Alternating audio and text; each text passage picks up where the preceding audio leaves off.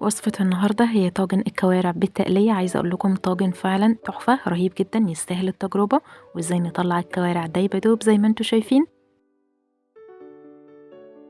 طبعا ده الأكلة دي أكلة صعيدية مشهورة جدا في الصعيد، يوم الخميس ده أساسي لازم تتعمل.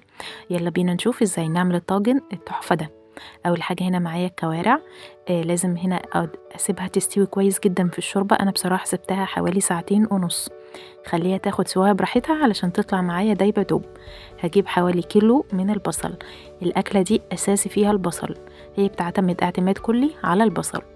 أهم حاجة هنا يكون معانا سمنة، سمنة بلدي أو سمنة عادية اللي متاح معانا. هنبتدي نحمر البصل زي ما انتوا شايفين على نار هادية جدا. وهضيف حوالي كوباية صغيرة جدا من الطماطم، وطبعا هسيبها تتسبك على نار هادية جدا علشان تديني الطعم المظبوط.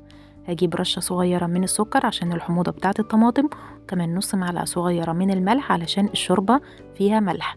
طبعا خلاص هي كده اتسبكت معايا كويس جدا. هبتدي أضيف الكوارع بالشوربة بتاعتها في الحلة،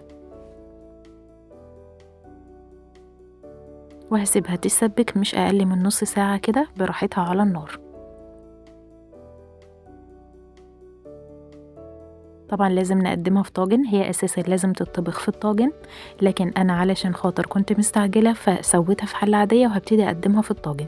زي ما انتوا شايفين حطيت الكوارع بالتقليه وهخليها في الفرن مش اقل من ربع ساعه تستوي كويس جدا، وكمان تاخد وش متلمع من فوق.